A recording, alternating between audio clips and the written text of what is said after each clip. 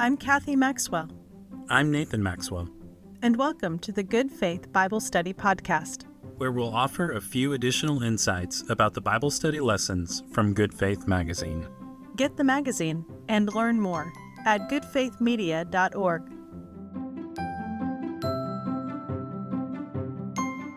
Welcome to this week's Good Faith Bible Study Podcast. I'm Craig Nash, Senior Editor at Good Faith Media. For the final week of each quarterly issue of Good Faith Magazine, we ask a guest to provide the weekly Bible study. This week's writer is the Reverend Jason Edwards, pastor of Second Baptist Church in Liberty, Missouri. His focal passage is 1 Kings 19, 3 through 16, and 19 through 21. As I read this passage, which is one that I, maybe like you, have read or heard hundreds of times in my life, two things stood out: where it begins and where it ends. The story of Elijah finding God in the silence begins with the prophet fleeing from Jezebel, who has vowed to kill him. The story begins with fear. I wonder how many of our own stories begin this way. Fear is a driving motivation for humans. Now, in fairness to fear, it has led to our survival as a species.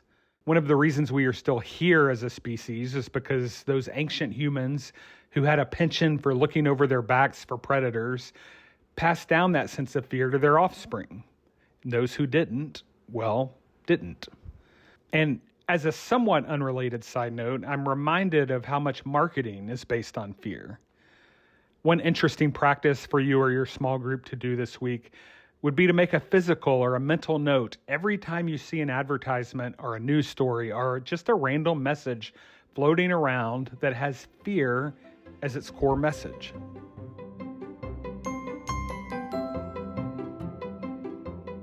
In his study of the passage, Jason Edwards noted that the question God asked Elijah in verse 9, after Elijah had run further from God and into a cave, "What are you doing here, Elijah?" had echoes of the same question God asked Adam in the garden when Adam ran from God. That question was, "Where are you?" This offers us a practice in our reading of Scripture that may be helpful for you as an individual or group study.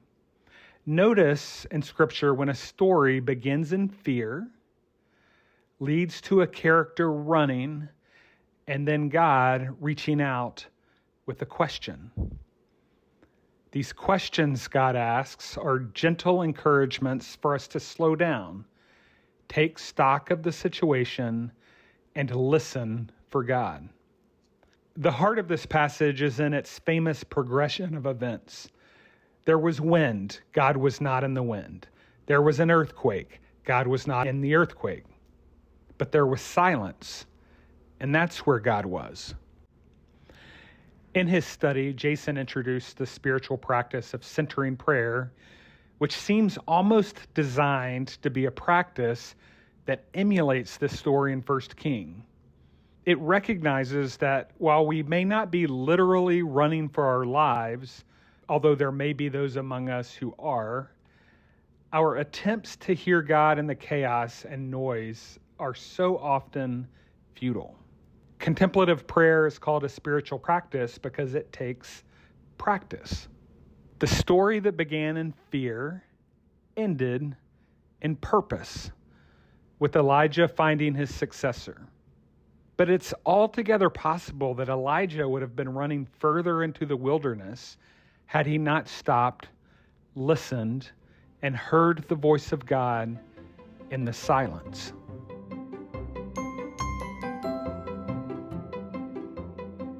One suggestion for this week's study would be to ask the people in your small group if any of them have practiced centering prayer or something like it.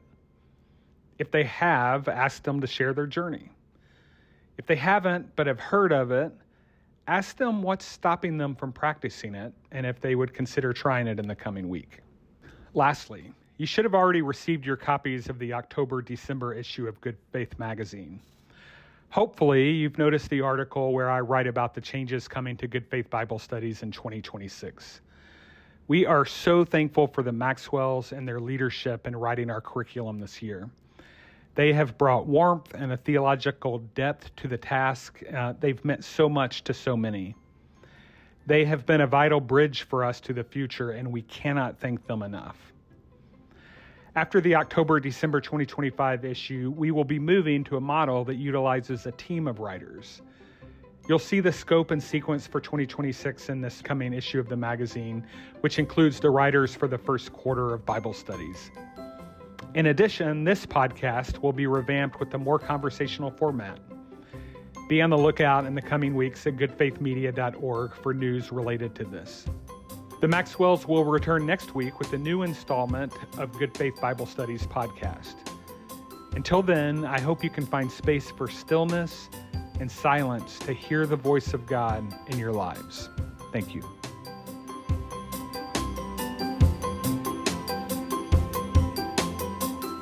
This podcast is produced by Good Faith Media.